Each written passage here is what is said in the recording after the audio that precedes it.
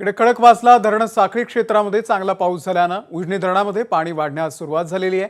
काल संध्याकाळपासूनच आतापर्यंत 2 टीएमसी पेक्षा जास्त पाणी उजनी धरणामध्ये आलेलं आहे। सध्या उजनी उणे 14% असलं तरी उद्या दुपारपर्यंत उजनी प्लस मध्ये येईल असा अंदाज आहे। उजनी पाणलोट क्षेत्रामधून आढावा घेतलाय जयदीप भगत यांनी।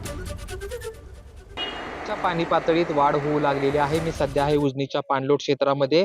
या ठिकाणी आपण बघू शकतो मोठ्या प्रमाणात जो येवा आहे उजनी धरणात येण्याचा पाण्याचा तो वाढलेला आपल्याला पाहायला मिळतोय। वरच्या धरण साखळी क्षेत्रामध्ये मोठ्या प्रमाणात पाऊस झाल्यामुळे उजनीमध्ये पाणी सोडण्यात आलेलं आहे। आता उजनी धरणाची जी पाणी पातळी आहे ती 55 टीएमसी इतकी आहे।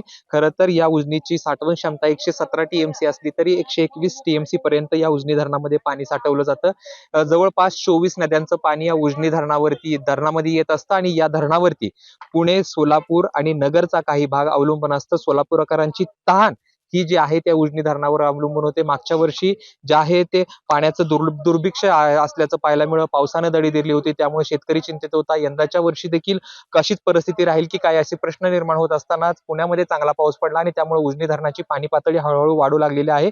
सध्या उजनीमध्ये 55 टीएमसी पाणी असलं तरी 63.25 च्या वरती जर धरण गेलं तर ते धरण प्लस मध्ये येतं आणि उद्यापर्यंत हे दुपारपर्यंत जे धरण आहे ते प्लस मध्ये जाईल आणि हे लवकरात लवकर धरण भरावं आणि शेतकऱ्यांची ताण भागवावी अशी जी आहे ती शेतकरी प्रार्थना करतोय। कारण मोठ्या प्रमाणात शेती देखील या उजनीच्या पाण्यावरती अवलंबून आहे। शेतकरी आभाळाकडे डोळे लावून बसलेला आहे। उजनी यंदाच्या वर्षी तरी 100% भरेल, कारण मागच्या वर्षी उजनी न धरल्यामुळे शेतकऱ्यांना मोठा फटका बसला होता, तसेच उद्योगधंद्यांना देखील मोठा फटका बसला होता। त्यामुळे शेतकरी प्रार्थना करतोय की हे उजनी लवकरात लवकर भरावं आणि भरेल अशी अपेक्षा जी आहे ती शेतकऱ्यांना आहे।